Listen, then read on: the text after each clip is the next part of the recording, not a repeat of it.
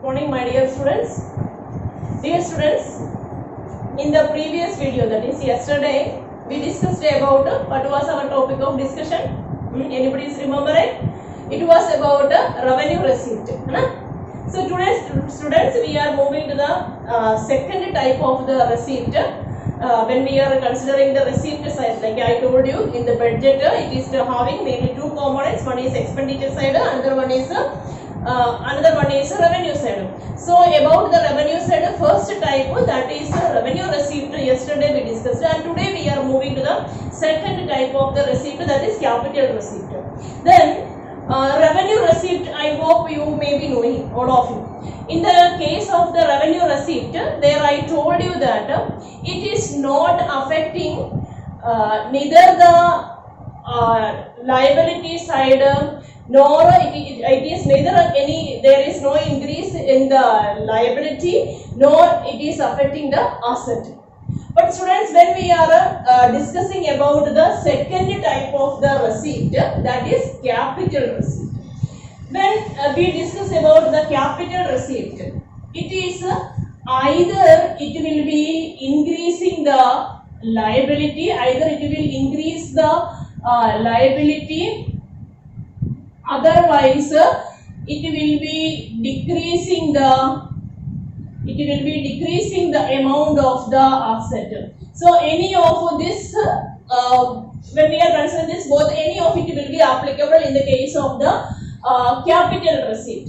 Like when we discussed about the revenue receipt, I told you that increasing of the liability. Increasing of the liability, there I have given the example that one government is borrowing from either from the central government, otherwise from any of the financial institution, otherwise like international institution or something like that. When it is taking the loan, then as okay, fine, it got the amount, like money it is receiving the money, but along with that, side by side, what happens, one more problem is there, its liability increased, because anyway, along with the interest, it have to do the repayment of this loan. Otherwise, what happened, a decreasing of the amount of the asset, like it is selling its share of any of the any of the enterprises, it may be, or something like that. When it is selling the share, otherwise when it is receiving the amount of finance, when it receives the finance, along with that some decrease is there for its asset side. So that is known as what, decreasing of the asset. So either increase of the liability or decrease of the asset amount is there, then we will call that type of the receipt as a capital receipt. Then students, when we are discussing about this, we can classify this capital receipt into three types. First one is that is known as recovery of the loan. Recovery of the loan, like here we can say, for example, central bank that is giving loan facilities, assistance to the state government or something like that, imagine. Then when it is doing the recovery of that loan, as a result of that, it is decreasing its asset. Before that, when it is given the loan to the state government or something like that, otherwise to any institution, private enterprises, whatever it is, when it is given loan at that time, any of the government, okay, when we are discussing, when it is given loan at that time, actually that was we can say that it's sources of income, along with the interest it will get that. But now what happened, if they have repaid recovered that amount, means as a result of that asset, it decreased, means now there is no choices for getting interest, that payment, that income, it is stopped. Then second one was borrowings and other liabilities. Borrowings, that is a simple case. Already I told you, when it is borrowing money from, this one was a recovery of loan. They given the loan to somebody, then when it recovered, along with that sources of income also stopped. But here second one means it is borrowing from somebody, from some another sources, another government or another any, like if in a foreign financial institution or something like that, IMF or something like that, World Bank, when it is borrowing, that became a big liability for the government, because what is the reason? Along with the interest rate, now it is the turn of this particular government to do the repayment of that loan. Then next one is another receipt. Another receipt here, best example that we can say disinvestment. Disinvestment means as a result of that particular what is that particular action, otherwise particular decision, that it is losing its asset, because already I told you, best example you think for the Air India. Before means they were having the ownership of that and it was considering as a asset, otherwise it was having that much of asset. But now what happened when it loses its share holdings, when it is not having that means that much of asset, it is asset amount that is decreasing from its account. Then the next students, I hope it is clear for you. Then here you just see means what are the points we discussed? We discussed about two type of the receipt we discussed, which are the two types of the receipts. First one, that is yesterday we discussed, it was about that is revenue receipt. Revenue receipt means there is no change in its liability side and there is no effect on its liability, and another one is asset side. Okay, there is no like neither increase nor the decrease. But when we are discussing about capital means actually there the amount of the liability increase, amount of liability increases and the amount of the asset decreases. Okay students, so after this now I am going just I will give you a small like introduction about the expenditure side. 1 second, let me do erase it.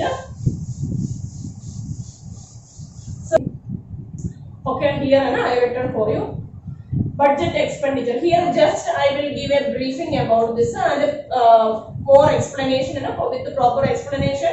Again I will do it tomorrow, because if I am going to explain it fully, then actually it will exceed 30 minutes. So today I will just give a briefing. What is which are the two parts of this budget expenditure? As in the case of the budget revenue side, as in the case of the revenue side, here the expenditure side, it is also having mainly two classifications. First one is that is revenue expenditure, and second one is capital expenditure. Okay, then this revenue expenditure, like in the case of revenue receipt, there I told you it is neither creating any asset or any liability. It is not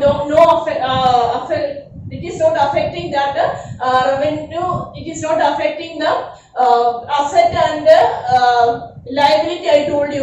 In the same way here also in the case of this revenue expenditure, this expenditure also we can say that it does not create any asset for the government and it does not cause any reduction in the liability of the government.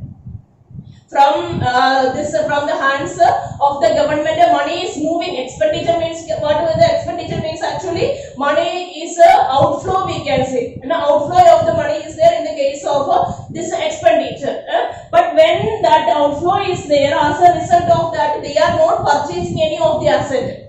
It is not giving any addition to the government to the asset of the government. Like it is, they are not purchasing anything. That is there. Like here, as the example, we can say that the government is giving salary to the people. These statements, if the government is giving salary to the people, means actually it is not giving any asset to the government. At the same time, we can say that it is not reducing any of the liability of the government.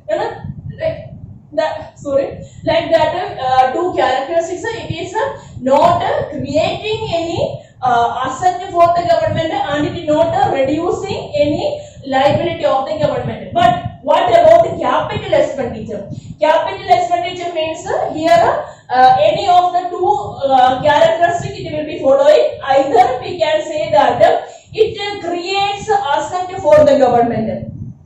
If the government is spending money for the construction of the road, otherwise for the construction of the flyover, bridges,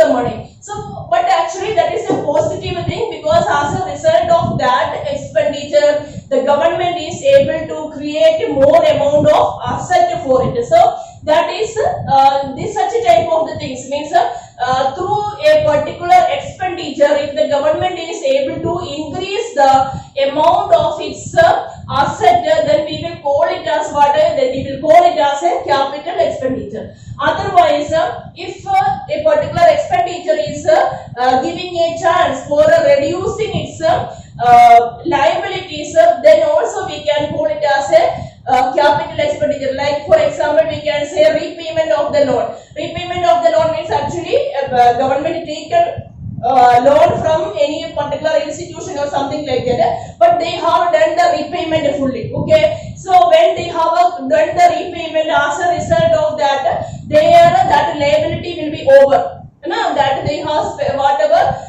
amount they have taken from that financial institution or the central government or any another institution, means when they have done the repayment, then that liability is over. So when there is a reduction in the liability, then we will call it as a capital expenditure. So here we discussed about two expenditures. One is revenue side and another one is revenue expenditure, another one is capital expenditure. Okay students, okay, it's further more explanation we will be doing tomorrow's video. Okay, have a nice day.